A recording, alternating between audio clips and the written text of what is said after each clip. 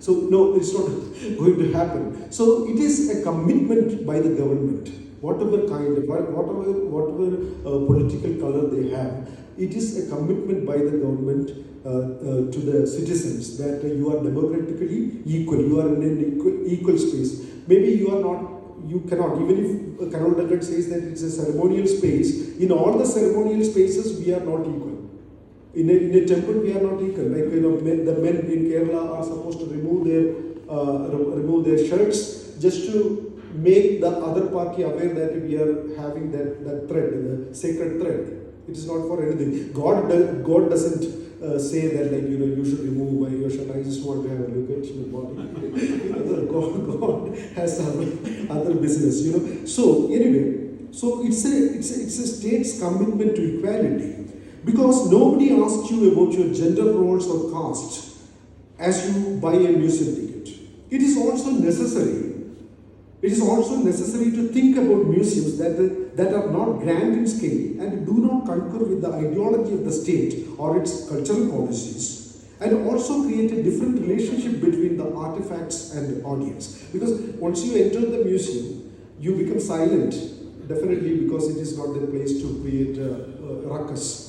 You become silent, you become more contemplative, you become more, kind of deeper than what you are generally. Your shallow nature disappears and so on.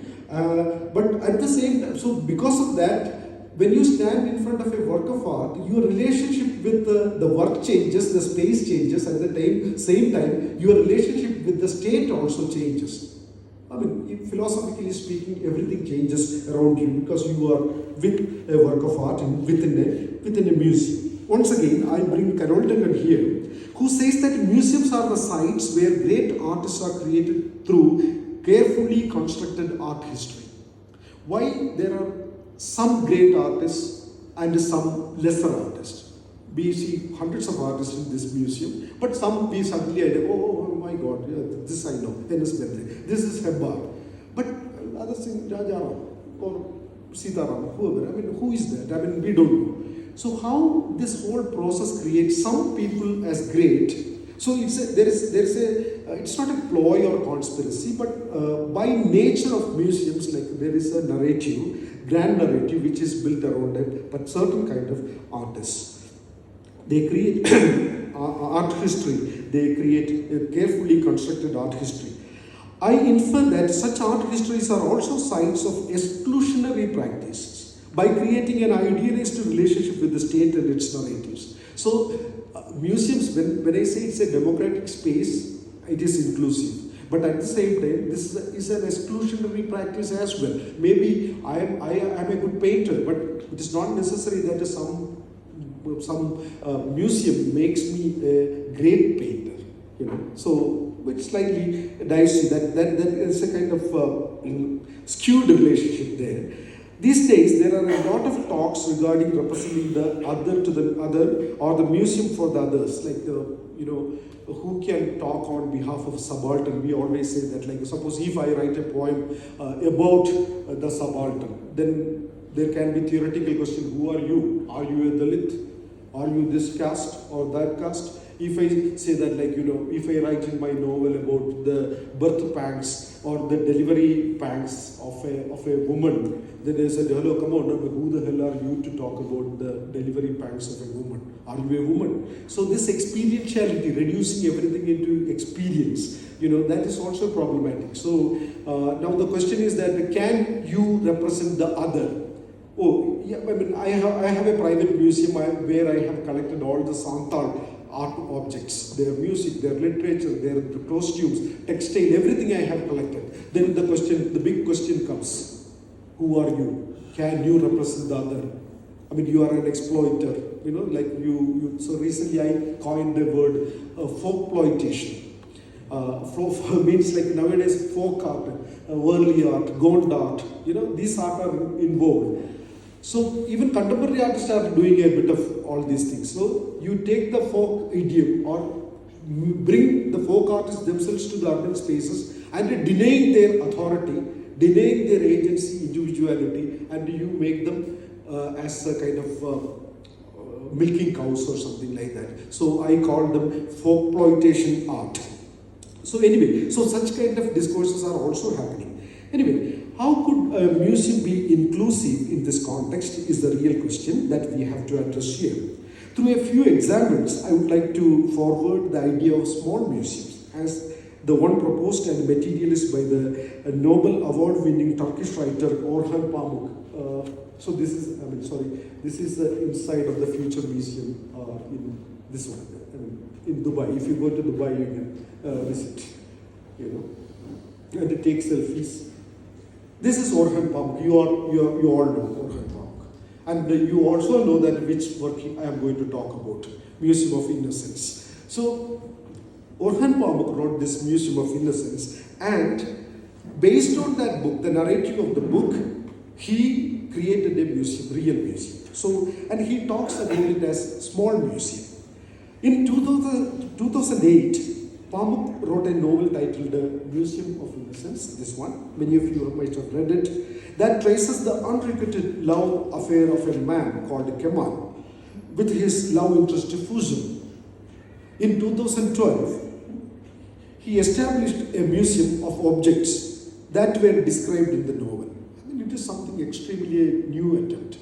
You write a novel, and in novel you write about a lot of things, especially in a writer based in Istanbul, in Turkey. He describes so many things, right? From his, everyone must be familiar with My Name is Red, because he is also a painter. My Name is Red, Istanbul, then Snow, A Strangeness in My Mind, Kora Kitab, which is Black Book, The Book of Life. There are so many books by him.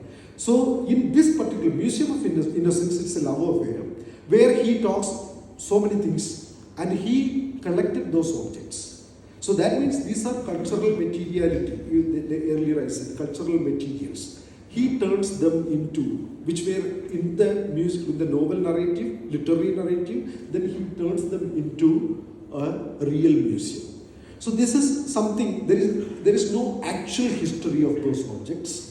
Definitely there is an actual history. But in the case of that music, the novel, it is not real, it's a fiction work, the work of a fiction. So fictional objects are made into a real museum. So he created a museum where, hence it became a museum of objects that were real only in the novel. So now he is in that museum. About small museums, Pamuk says like this, Orhan Pamuk says, it was only in the smaller museums that I was able to find the fragile histories of individual human beings. That word particularly you have to underline, fragile. It is so brittle because it's something related to a person. And how from that brittleness, that fragility, it becomes a cultural object. To experience the pleasures of that depth of meaning that results from the connection between objects and the personal dramas, and to feel that metaphysical sense of time that museums must be able to convey. Once you are inside the museum, you are literally transported to the chapters of that museum. If you have read it, then your experientiality intensifies. If you haven't read it, you see it as pure object and object experience. So that is a wonderful, it's a wonderful interface where you can test your, sense of objects, sense of history as well. So I remember this particular chapter from the novel. It's a chapter 49, where Kemal is the man who goes to Fuzul's home. Fuzul is the love interest, to tell her parents that he was in love with her, their daughter, and he wanted to marry her. So he is going to tell. It's a daring act. First time you go to a girl's house and you're going to tell that, I want to marry your daughter. But somehow Kemal chickens out. Like he is not finding the enough, courage. So he says that he wants to use the bathroom because he wants to cry or do like this and go and. So there, in that 49th chapter, which is called, the chapter is titled, I was going to ask her to marry me. So in that chapter, in this museum, is represented by the objects he saw in the bathroom. There is no picture of her, there is no picture of her parents, but only the objects, maybe a soap box, maybe some shampoos, some conditioners, Whatever he saw in that daisy thing, so he presented there. So how that could be a museum? Of course, that can be a museum. That is what I'm saying, that we create a personal museum, and we all create that. I will come towards the end of it. Anyway, so he goes to their bathroom and spends some time there in the museum of Innocence, the brick and mortar structure that the novelist has created in Istanbul. Pamuk brings the object that he found in that bathroom as the display items, and the chapter as well as the display are titled, "I was going to ask her to marry me." Now, small museums like the grand ones run by the state or the corporates also want their audience to be prepared. When you enter the museum, I mean, especially you go to Tate Museum or any foreign or Louvre, so you enter a hall, you are mentally prepared through leaflets, pamphlets, your audio guides, general hoardings, and you are prepared. For example, like during the Chitra Sante, many people sent me the photograph of my photograph projected in a hoarding, So somehow, not all those people are here to hear me, but I know that something might have triggered in them that, okay, this guy, whoever he is going to come and lecture. So it's a preparation, it's a mental preparation. So you have to be prepared to see the displayed items, because they do not confirm the narrativizing process that they are familiar with till then. Pamuk calls such narratives as counter narratives. So this museum has a narrative, or any major government museum has a narrative, but it goes against those narratives to the universal narrative. Universal narrative is taken for granted narratives, like state narratives. You go to major museum in Chennai Museum or Mathura Museum, anywhere you go, and you see it as a given state narrative. It is these counter museums or counter narratives are in such kind of small museums. In my opinion, along with the grand museum, we also need small museums. So now, Usma Abid Ansari, I earlier cited, who has studied the musealization, turning the objects into museumization is another word, in Istanbul, calls the people who make personal museum expository agents. So Orhan Pamuk is an expository agent. Each person who makes a museum of one's own becomes an expository agent, she says. At the same time, it need not necessarily be restricted to a person but a few persons. There could be a small group of people who could start a museum that produce counter narratives. For example, 5 people decide, okay, let us start a museum. So then a museum is there. One example that comes to my mind is from Partapur. Partapur is a village in Rajasthan, and the guy in that blue banyan is me. This long back in 2008 or something, you can read that Sarvajini is Sangrahalaya. Okay, so now I will tell you what is the history behind it. It is a place called Partapur in Rajasthan, where a group of local artists set up a museum in an abandoned school building. This is a school building. It's an abandoned school building. And the conceptual museum was the brainchild of Sandarbh, an artist initiative for alternative art projects headed by this guy, Chintan Upadhyaya, the artist. So now, coming back to this, so what is in there in that museum? So this was not a conventional museum at all. The displayed objects were from the daily lives of the people who lived nearby the school building. Each object was labeled and a short description was given about its function and ritualistic role in the rural life of Rajasthan in general and Partapur in particular. So you can see that these are all homely domestic utensils, the implements and tools and whatever. So it is displayed. They have written the description as in a museum, like why this is used and what it is used for, etc., etc. And it doesn't stop there. This was a living museum. How it is a living museum? Living museum in the sense that whatever people wanted to use those objects as for example, as a plow or a sickle or a pestle and mortar and so on, they took it away from the display and brought it back whenever its use was over. Suppose if I need a plow today, I take it and I use it in my paddy field, and by evening I bring it back. So that means I'm using. So you can say, okay, come on, like, today I'm having a small show in my house, own Bendre is near it. I take Bendre from here, I Hebar from here. You cannot do it in a grand museum, in a modern museum. But such kind of small museum could be counter narratives, alternative narratives. It's a possibility. It opens up a possibility. These objects functioned as counter artifacts in a counter museum that generated a counter narrative. Another alternative museum that I found fascinating was the portable museum created by Dayanita Singh. You all must be familiar with this thing. Dayanita Singh takes photographs, and she has been very active since 80s, like for almost 40 years she is very active. And she collected her selected photographs and created ways to exhibit by generating such models which could be portable, which can be taken around. So this is one model. Sorry. So this is one model, and she created these mobile museums contained the photographs that she has taken and collected and curated as per the narratives which she wanted to convey. In her 2015 project at the Kiran Museum was called Museum Bhavan. Something like this. So its structure could be different. It can go like this and it can grow like this. Okay, it's called a museum bhavan. This museum challenges the architectural ideas of a conventional museum.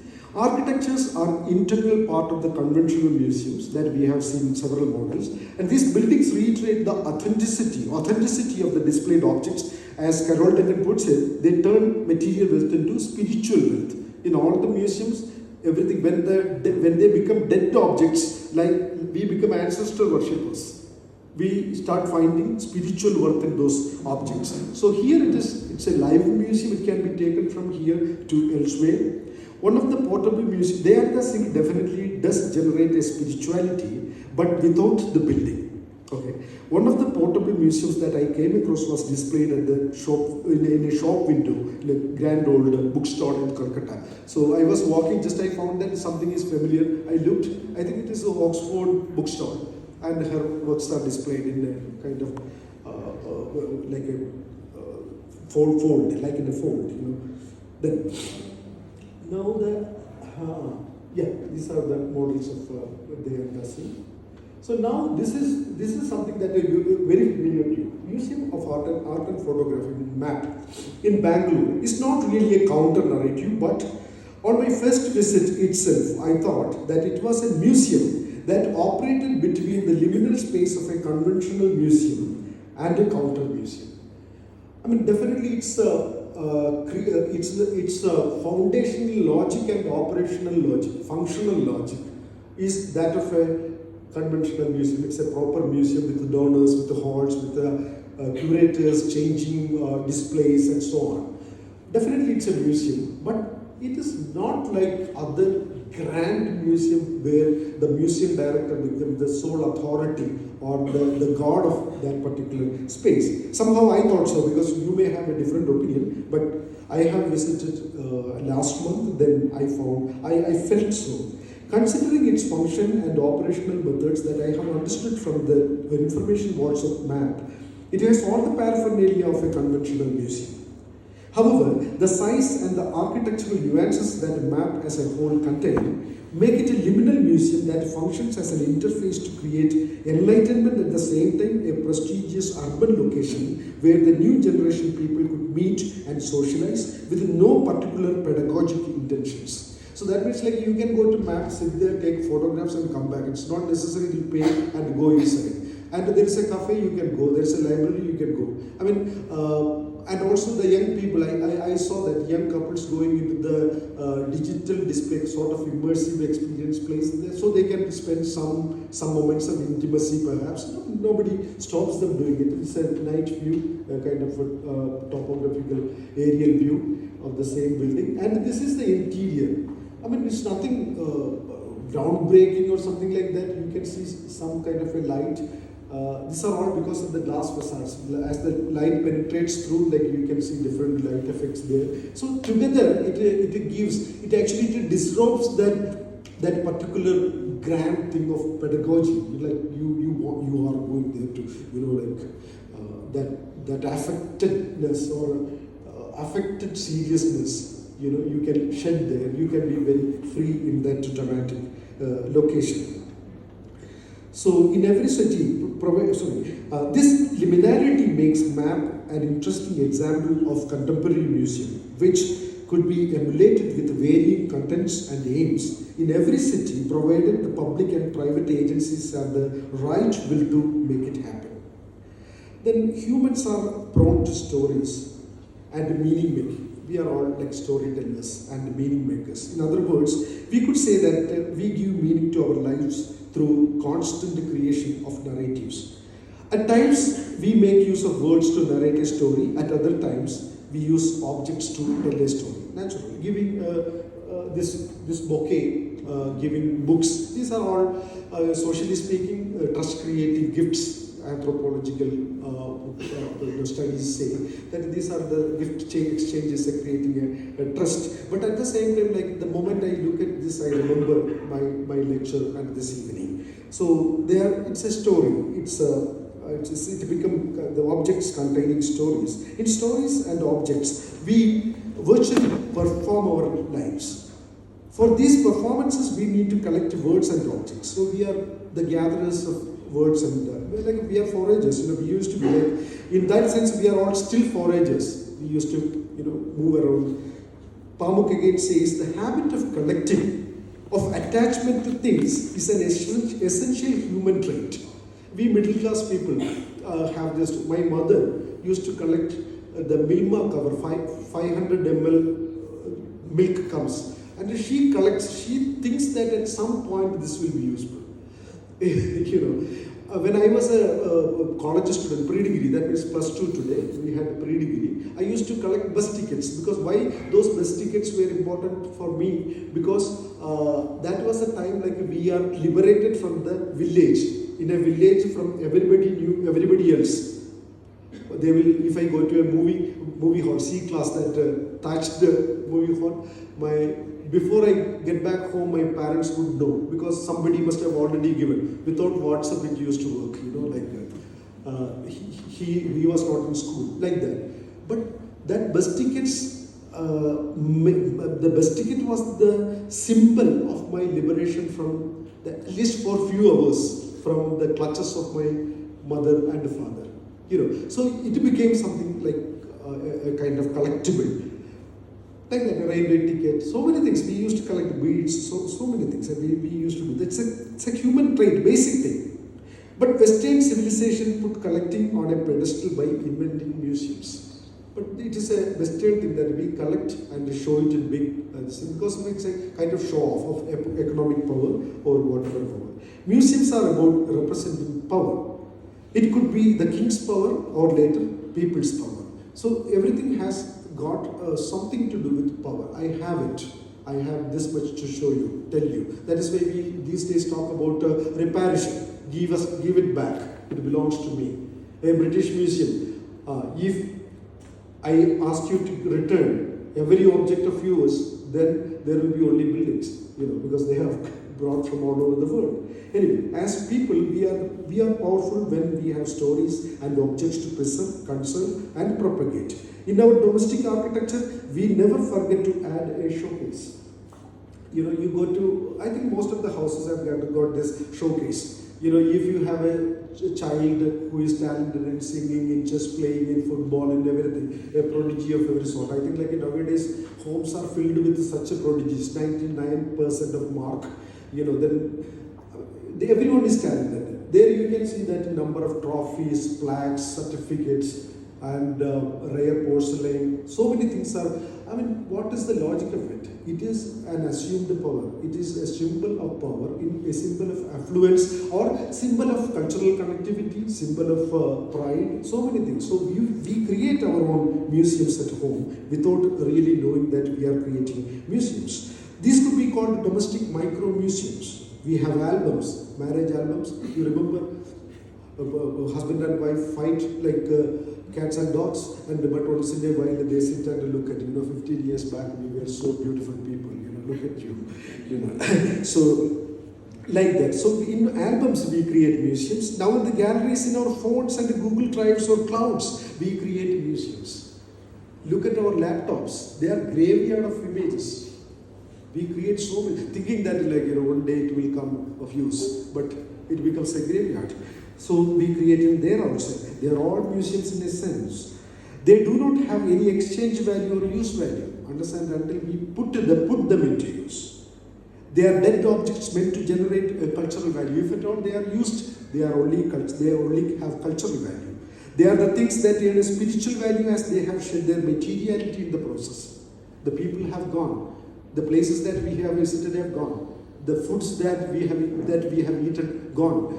But the memories remain. They become spiritual. That is what Marcel Proust, the writer, the novelist, when he looked at a cup with coffee or tea, the whole past came into him. The whole past.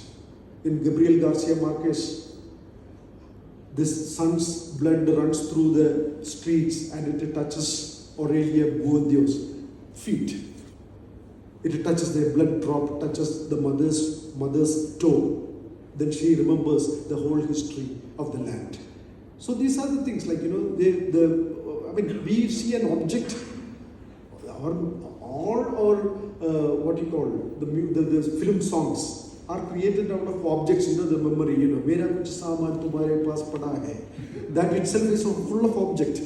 Gulsar could put his eyes on everything. He wrote, mera kapda, chhatri, bag, sahib, sab kuch udhar pada hai. It's like, so they are museums in a sense. I mean, I'm stretching that argument. So, Pamuk's Istanbul is a museum in a book form. Or this is an Istanbul, there are a lot of photographs. You read, then you see the photographs, then you understand. You all familiar with the ways of seeing. In a way, that is a museum in book form. So, the Nobel Prize winning French writer Annie Ernaux recently published a book called The Uses of Photography, which I am currently reading. These two, Annie Ernaux, the Nobel laureate, and her boyfriend, who is a photographer,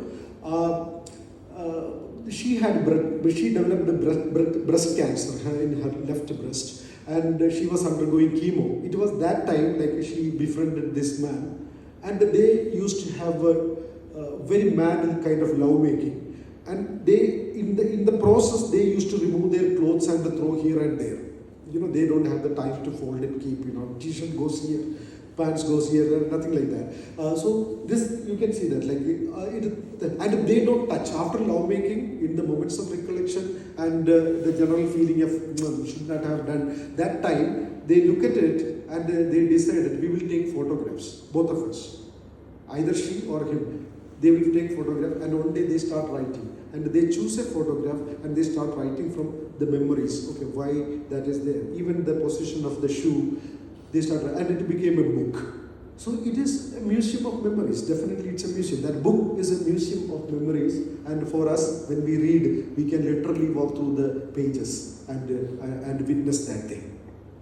And everything is a museum provided we understand them as they are. The only thing is, like a poetic, willing suspension of disbelief, how Rajinikanth, with his two hands, at the age of 70, throws 15 people around.